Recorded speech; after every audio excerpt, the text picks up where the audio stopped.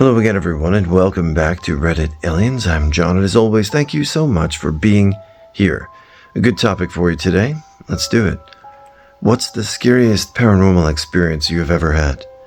Please remember to like, share, and subscribe. I consistently dream the future events and settings, and I'm too scared to tell anyone to know in real life for fear of being called crazy. The one instance I told another person was when I was 9 years old.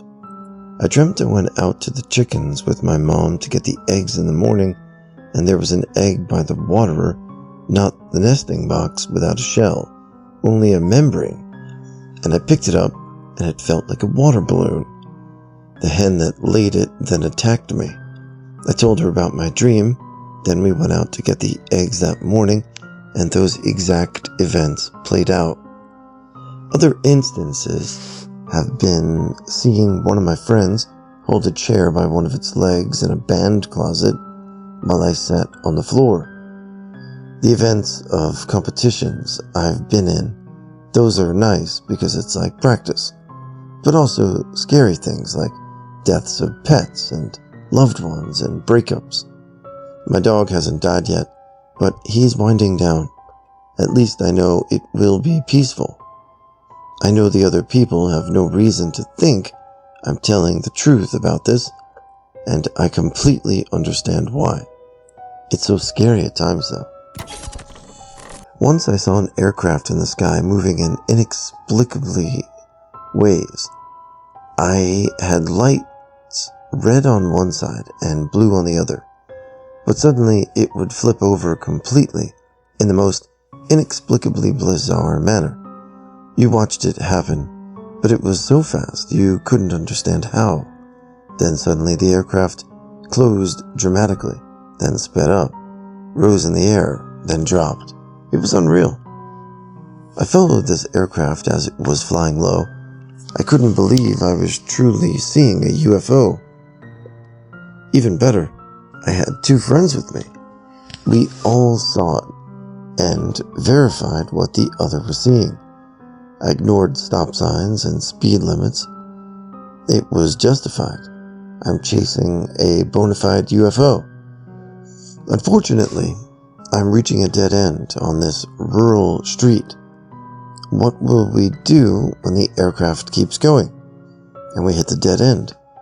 Well, before I come up with an idea, we reached the dead end, but to put amazement, the aircraft descends toward two men standing at the end of the street. "Hello, my friends," and I say. We talk to the two men, holding remote controls. We quickly realize they're flying some of the earliest consumer drones ever available, before we had ever even heard of drones, other than the big ones used by the US in the Middle East. The men were flying two drones, but we had assumed it was one aircraft, making the movements mind-blowing under any mental model of the aircraft. Once we realized there were two flying objects, the amazement was dulled. We were still intrigued by the drones, but they didn't defy physics. My wife, girlfriend at the time, was sleeping over at my house.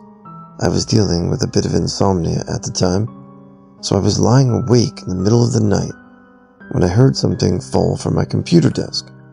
For whatever reason, it scared me enough to hide under my blanket. Then all of a sudden, I hear your typical horror movie heavy breathing right in front of my face outside my blanket.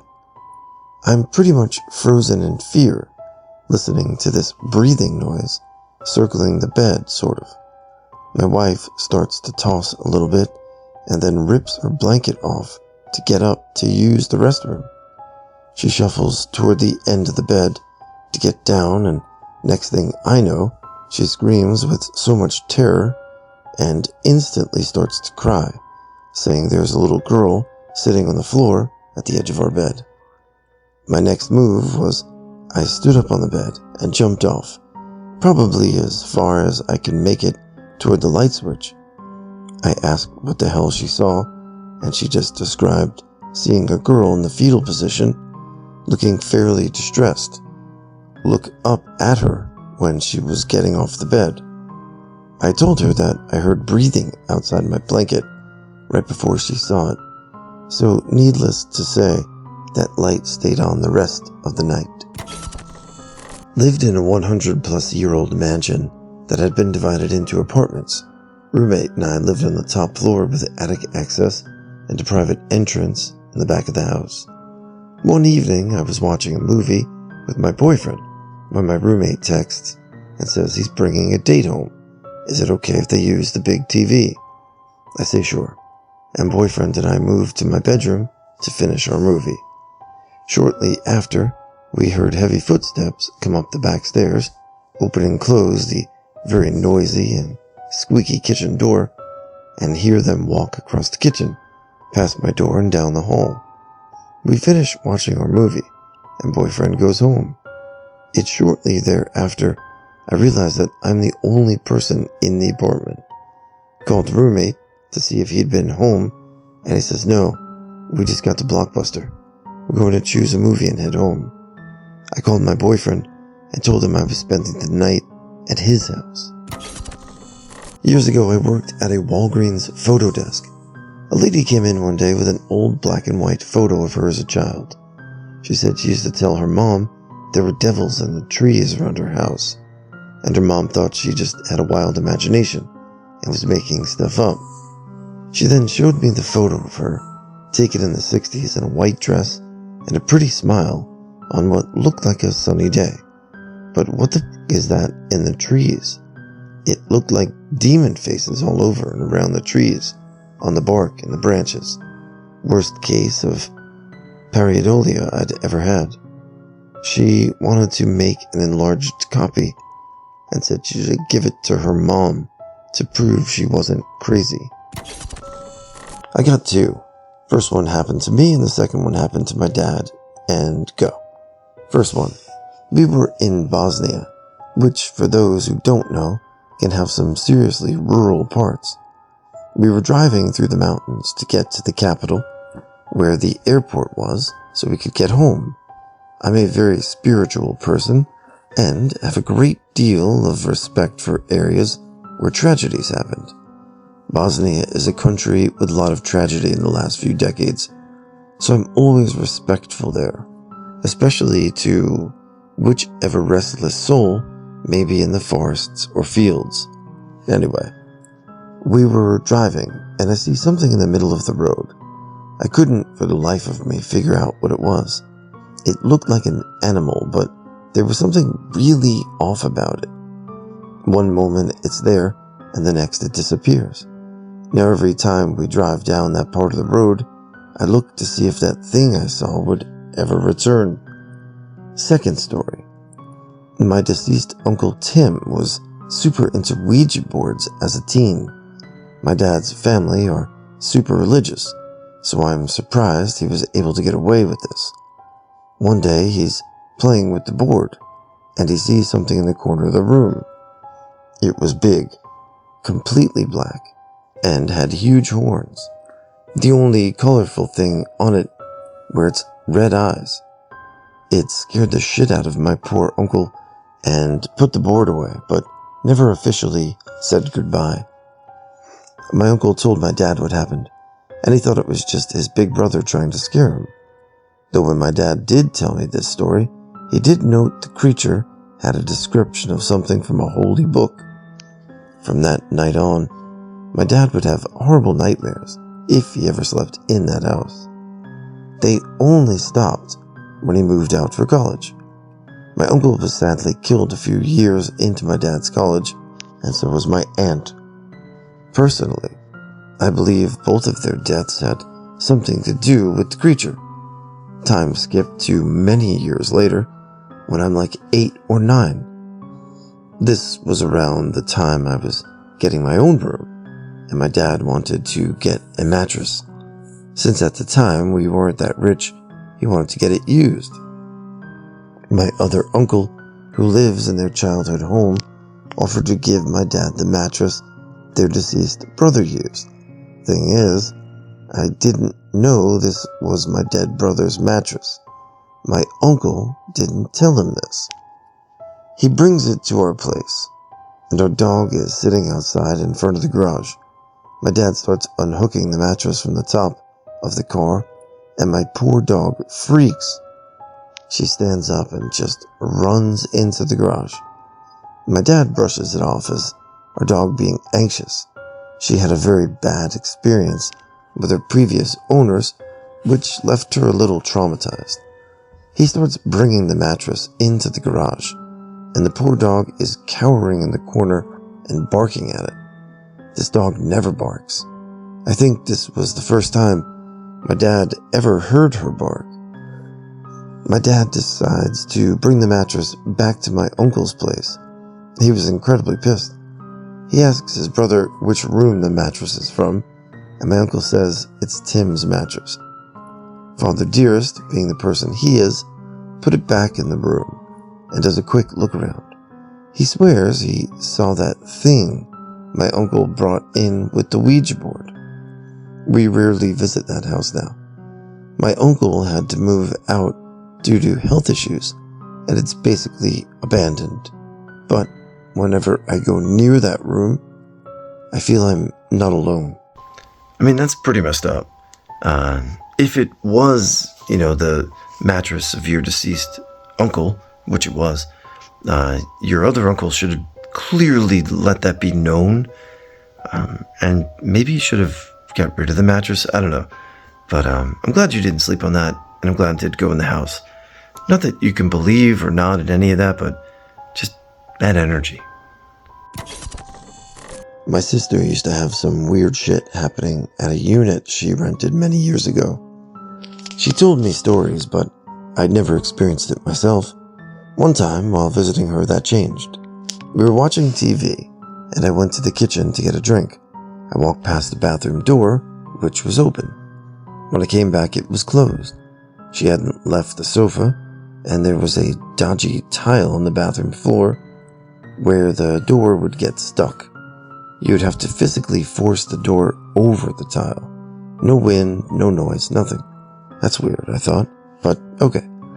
10 minutes later, we're both sitting there, and we hear this incredibly loud bang, bang, bang on the door that goes to the backyard. It scared the living out of us and made us jump.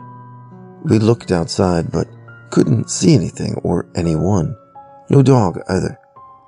That seemed to be it for the evening, thankfully.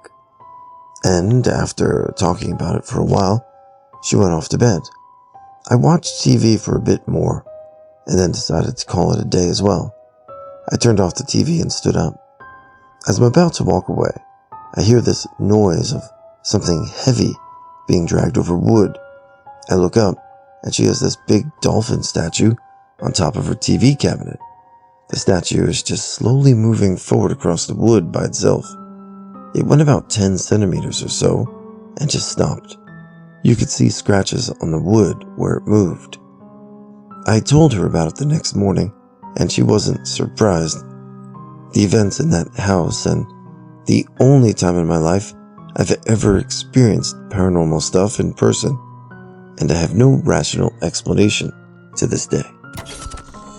My next door neighbor growing up was a friend of mine, and we had a kind of hangout spot in the patch of woods that ran behind our houses.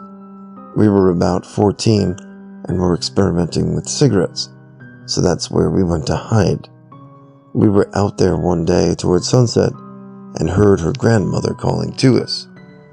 We panicked and put our cigarettes out so we wouldn't get caught, and as she called our names again, her voice sounded closer this time. That's when we realized that A, her grandmother lived at least 3 hours away, and to our knowledge, was not expected for a visit, and B, the voice was coming from deeper into the woods, not from our backyards. We freaked and dashed out of the woods to the safety of our yards, and as we ran, we heard her call out one last time, but her voice sounded different this time, kind of deeper and angry sounding. We did not enter those woods ever again, unless it was broad daylight. But we never heard anything like that again. Scariest experience of my life. So this happened to a neighbor of mine growing up. They had a ton of spooky things happen, but this was the worst. She was home alone, early 2000s, so was on MSN AOL, chatting on her house phone in the basement with every single light on. After signing out of her computer, she went upstairs where she received a phone call on her landline. It was her grandmother, who started berating her, asking who was in the house with her. Confused, she continually stated that no one was home. Her bio dad was banned from the house at the time, and her nan insisted she wouldn't be in trouble if she just told her who was there. At this point, she's thinking her nan is just trying to scare her, when her nan says, "Well, I just got a phone call from your caller ID saying, bring home light bulbs." After hearing this, she grabs a bat, calls her mom or stepdad to come home, and barricades herself in her bedroom. When they got home and did a once-over at the house to clear it, they went down to the basement, and every single light bulb was dead.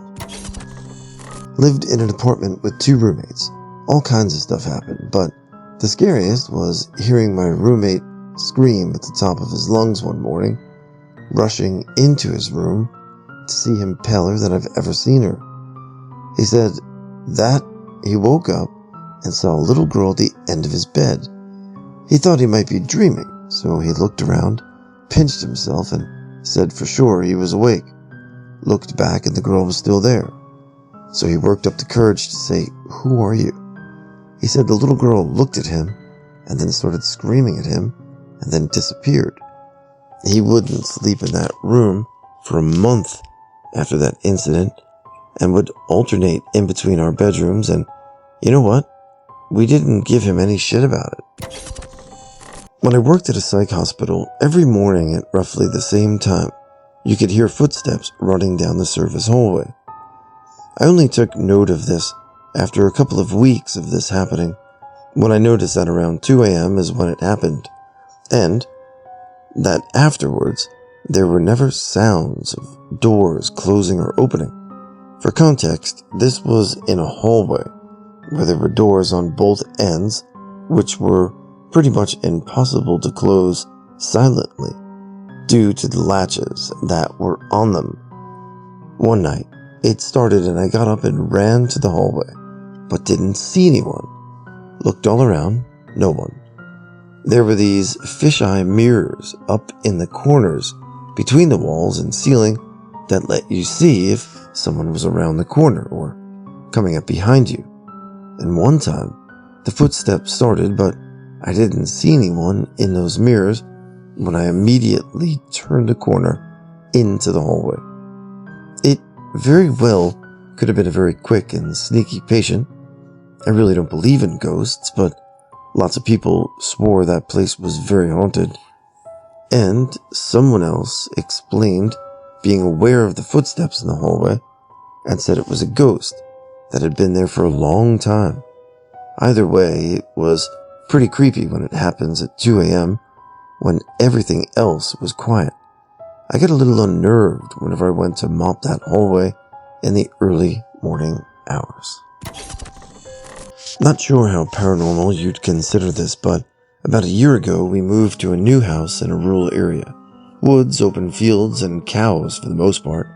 Not long after we moved in, I was out in the yard with my German Shepherd, who has since passed, R.I.P. Teddy, getting him to do his business before bed. It would have been about 8 or 9 p.m. and winter, so it was dark out, maybe mid to low 40s temperature-wise. It was a clear night, as far as rain or snow goes, and there was no ice. I was standing in the yard, just enjoying the peace and quiet, when I heard wind chimes coming from the side of my house. I felt the hairs in the back of my neck stand up, and I called my dog and hurried back inside. The creepy part of it, we don't own wind chimes. Never heard it again, and I don't know what it could have been. I sometimes see lights driving down the vacant wooded roads that look like headlights crossing the street from a crossed road. But when I approach the spot, there is no crossroad, just woods, or headlights coming toward me that disappear as they dip down a hill, but when I crest it and approach, they're just gone with no turnoffs around. Weird things in the woods. Where I live, there are so few untouched places of nature left. Civilization just keeps crawling further and further and taking away those unspoiled natural places. I think things that once were spread out are now forced into smaller areas of woods. I don't think they're happy about it either.